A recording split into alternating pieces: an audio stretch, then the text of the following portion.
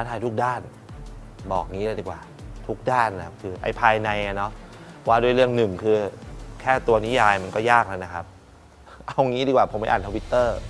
เจ้าของนิยายงงเฮ้ยมีคนเลือกเอามาทำ OMG my god มันยากมากอย่างเงี้ยใช่แต่มีคนเอามาทำแล้วคนคนนั้นคือคุณพิเชนและคุณเซนหนึ่งทักษะการแสดงต้องสูงประมาณหนึ่งเพราะว่าด้วยเรื่องของดราม่าไอ้โรแมนติก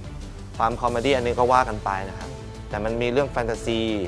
นะครับเรื่องเล่นลับเรื่องคดีความเรื่องโอ้โหเยอะมากคือ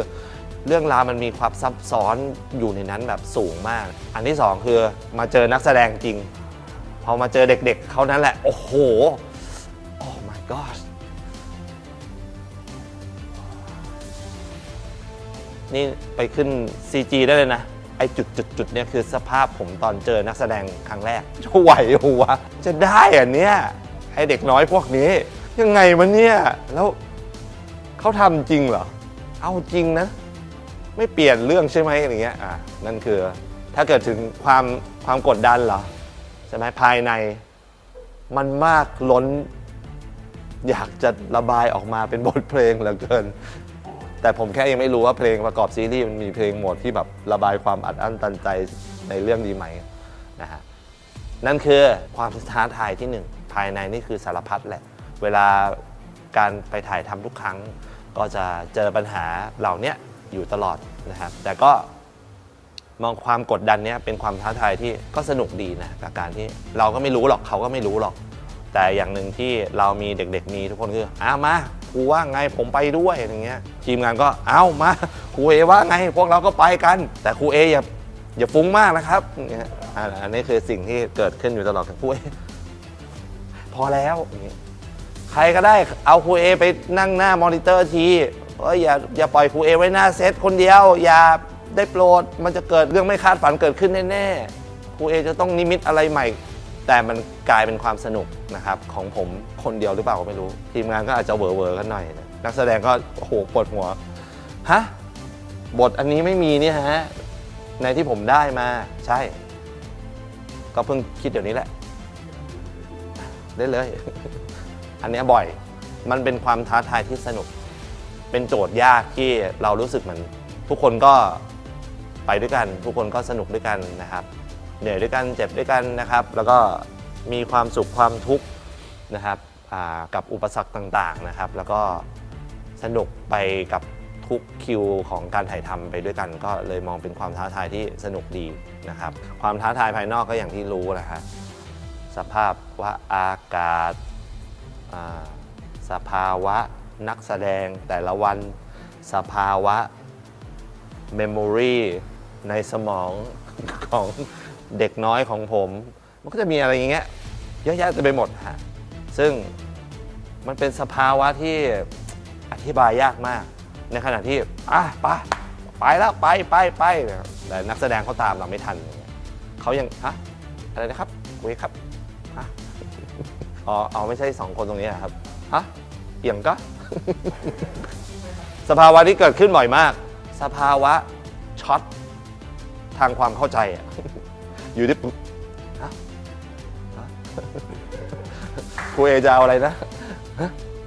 บทตอนนี้คืออะไรนะทีมงานก็ช็อตกันหมดอะไรเงี้ยเพราะเขาไม่รู้ว่าผม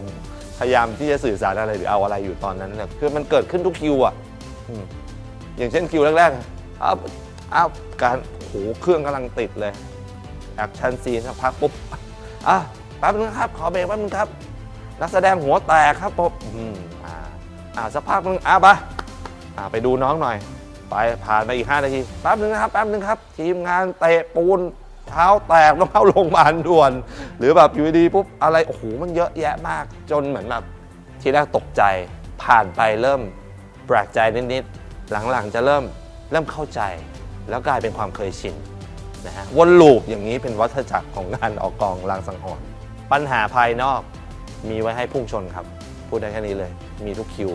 ขนาดคิวแบบอยู่บ้านง่ายๆยังมีปัญหาเลยผมก็ไม่เข้าใจเหมือนกันว่าทำไมมันถึงมีปัญหาฉากที่ยากที่สุดไม่ใช่ฉากบูแอคชั่นครับในเรื่องนี้ฉากนั่งคุยกันเฉยๆได้แหละยากสุด ยากมากยากจนงงเห็นไหมถ้าเกิดทุกคนอยู่ในกองถ่ายกับผมคือฮะอะไรนะจริงเหรอฮะคุยกันเฉยๆ3 ชั่วโมงแล้วเหรออะไรเนี่ยค่อยๆเข้าใจแล้วก็ชินกับมันอย่างเงี้ยฮะมันใหม่แล้วก็มันมีส่วนผสมของหลายสิ่งหลายอย่างเข้าด้วยกันนะครับไม่มีซีนไหนที่ง่ายซีนที่ท้าทายสำหรับผมนะครับคือบู๊ CG สลิงแบบโอ้โหบู๊แล้วเราก็ต้องจินตนาการไปด้วยว่าเหตุการณ์มันเกิดอะไรขึ้นภาพเราจะออกมายังไงแล้วเราต้องต่อสู้แล้วสลิงนะทุกคนมันไม่ใช่แบบคือถ้าเป็นร่างกายปกติของเราอ่ะมันก็จัดระเบียบท่าทางอะไรได้อยู่แล้วแต่ว่าเป็นสลิงเนี้ยบางครั้งมันโหนบิดเหวี่ยงเนี้ยแล้วเราก็ต้องสู้กับสลิงในการที่จะจัดท่าออกมาให้มันสวยอะซึ่งมันยากมากๆก็เทรนก่อนที่จะเข้าซีนอยู่แล้วครับแต่ว่าก็มีแบบมีเซฟมีนู่นมีนี่อะไรแล้วทุกคนไม่ต้องห่วงโหซีนนั้นผมชอบมากผมประทับใจมากในการที่แบบต่อสู้แล้วมันออกมามันต้องออกมาดีมากแน่ๆเลยเพราะว่าทุกคนจะเห็นในIG ผมที่ผมซีนนั้นน่ะที่กระโดดลงมาแล้วแบบมีน้ำกระจายโอ้โหอยากให้ทุกคนได้ดูจริงๆซีนนั้นแล้วก็ซีนที่ประทับใจอีกอันหนึ่งก็คือทีเซอร์ที่ทุกคนได้เห็นทีเซอร์แรกนะครับผมจมน้ำแล้วทานอ่ะมาช่วยผมเขาให้ผายปอดเนี่ยสิ่งที่ประทับใจมันไม่ใช่การผายปอดหรอกมันคือเขาให้ทานผายปอดแต่ทานไม่ผายปอดทานจูบผมเลยผมก็งงผายปอดมันต้องจับอย่างนี้ใช่ไหมมันต้องจับอย่างนี้แล้วก็เป่าอะไรอย่างนี้ใช่ไหมแต่คือจับปุ๊บแล้วก็เราก็แบบเฮ้ยเดี๋ยวเฮ้ยเขาให้ผายปอดเขาไม่ได้ให้จูบคุยก็เลยบอกเฮ้ยเขาให้ผายปอดไม่ได้จูบอะไรอย่างเงี้ยซีนที่ท้าทายและประทับใจโชคดีอย่างหนึ่งเลยคือลางสังหรณ์เนี่ยเขาถ่ายไปตามวิวัฒนาการของตัวละครมันไม่ได้สลับกันหน้าหลังมากเพราะฉะนั้นเราจะเติบโตไปพร้อมๆกับตัวละครอื่นๆในนั้นมันก็เลยมีซีนหนึ่งที่รู้สึกว่าเราน่าจะผ่านไปได้แต่พอมาเอาเข้าจริงๆยากอยู่เหมือนกันก็คือเป็นเลิฟซีนสุดท้ายของเรื่องถ่ายทอดออกมาได้ยากเพราะว่าเลิฟซีนเนี่ยมันจะต้องอบอวลไปด้วยความรักอะไรอย่างงี้ใช่ไหมครับแต่ว่าซีนนั้นเป็นซีนที่ทานมันจะต้องไปแล้วทานจะไม่อยู่แล้วเป็นเหมือนการมอบความรักครั้งสุดท้ายให้กับพยามีที่ไหนเลิฟซีนไปร้องไห้ไปมันยากมันเป็นความรู้สึกที่แบบว่าเราจะจูบเขาแต่ว่าเขาไม่รู้อะไรเลยว่าเนี่ยมันคือครั้งสุดท้ายของเรานะแล้วเราก็แบบพร้อมที่จะแบบให้ครั้งสุดท้ายแล้วเราก็ไปโอ้ยพูดแล้วขนลุกก็ประทับใจครับก็ได้พี่บิลลี่ช่วยไว้นั่นแหละเราถ่ายกันหลายคัดหลายมุมใช่ไหมแล้วพอเราสู้กับร่างกายเนี่ยแล้วมันเริ่มเหนื่อยเริ่มอะไรอย่างเงี้ยมันก็จะมีช่วงที่แบบเราไม่มาฟิลไม่มาขาดติดอะไรอย่างงี้เนาะก่อนแอคชั่นสมมติว่าซีนนั้นเราจะเลิฟซีนใช่ไหมครับเราก็จะจับมือกันแล้วก็แบบมองหน้ากันสักแป๊บหนึ่งเขาก็เลยแบบเหมือนส่งมามากขึ้นเราก็เลยแบบขอกอดได้ไหมเราก็เลยแบบว่ากอดบิลลี่ไปแล้วก็หลังจากนั้นพอแอคชั่นปุ๊บเหมือนความรู้สึกมันไม่รู้มาจากไหนมันก็แบบเหมือนเขาส่งมาแล้วเราก็รับมาแล้วเราก็ส่งกลับไปมันโฟลว์กันดีแล้วก็เลยเป็นความรู้สึกที่ค่อนข้างอธิบายยากเหมือนกันครับก็ประทับใจมากๆสำหรับซีนนี้อยากให้ทุกคนได้ดูจริงๆเล่าถึงซีนที่เราต้องไปฝึกที่ทะเลแล้วกัน3 วันนั้นเป็นวันที่แบบโหเหนื่อยมากๆเลยครับ3 วันนั้นคือเราไปที่ทะเลใช่ไหมครับเท่านั้นไม่พอฝนตกทั้งวันครับแล้วเราก็ต้องมีการถ่ายทำการฝึกกันนะฮะแล้วซึ่งที่ผมแบบมันว้าวมากๆแบบชาเลนจ์เรามากๆคือต้องลงไปในทะเลทุกคนก็กอดแขนกันเลยอย่างนี้เพื่อไม่ให้เราเนี่ยหลุดออกไปเพราะน้ำทะเลมันขึ้นค่อนข้างสูงแล้วมันอยู่ในทะเลมันอันตรายใช่ไหมครับเราก็เกาะกันไปผมก็แบบพอ1 2 3แอคชั่นทุกคนก็ว่ายเข้ามาเลยแบบก็มีการวิ่งอีกวิ่งการฝังตัวในทรายไม่เคยฝังเลยนะผมฝังประมาณนี้แล้วมันหายใจยากมากแบบต้องเอามือกันไว้แบบเป็นช่องเพื่อหายใจครับขึ้นไปบนภูเขาแบกซุงเข้าไปในป่าแล้วป่ามันฝนตกครับมีแมลงอะไรโหเยอะมากแบบเหมือนฟิลเรียนรอดอเลยครับ ฝึกจริงๆเลยซึ่งเราเป็นเรื่องแรกด้วยเรายังไม่เคยแอคชั่นเรามาคิวบูอย่างเงี้ยเราก็ต้องไปเรียนก่อนแล้วก็ตั้งใจมันก็ค่อนข้างยากแต่เราก็ผ่านมันมาได้ครับส่วนซีนโมเมนต์ที่ประทับใจนะครับก็เป็นซีนที่ได้เล่นคู่กับคู่เราเนี่ยแหละมันเขินทุกครั้งเลยที่ได้เข้าร่วมซีนกับเขาที่เป็นพวกเลิฟซีนหรืออะไร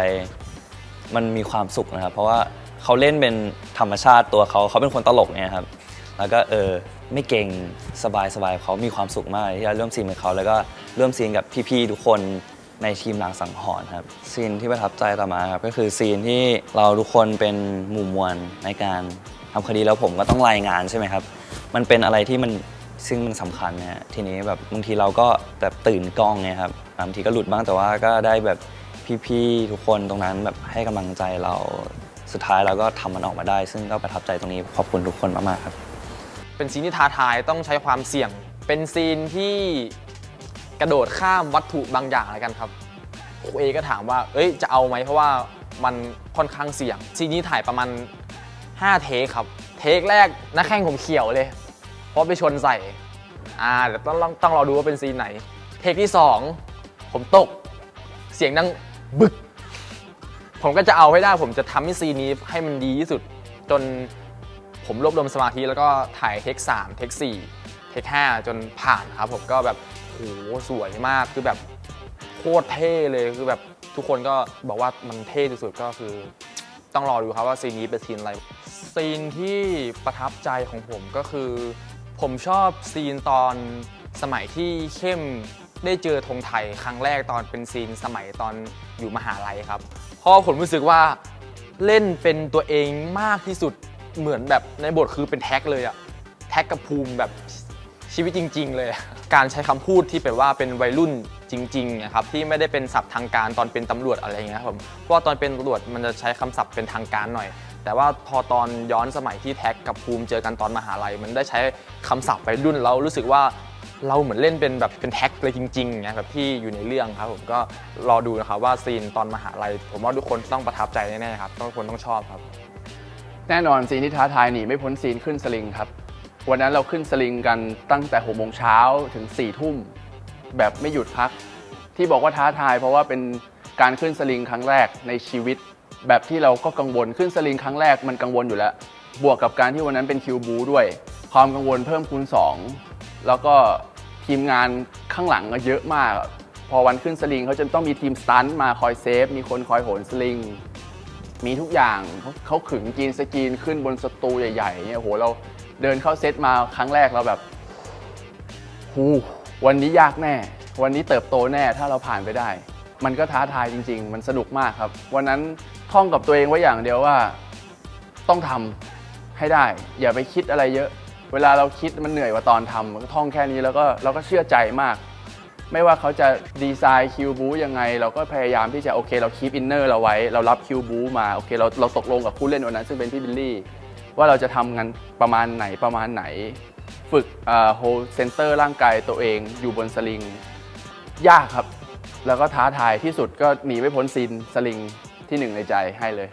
ซีนที่ผมรู้สึกชอบหรือประทับใจอาจจะเป็นฉากบู๊มากกว่าเพราะว่าเราไม่เคยเล่นมาก่อนแล้วพอไปเล่นนะมันมีแบบความที่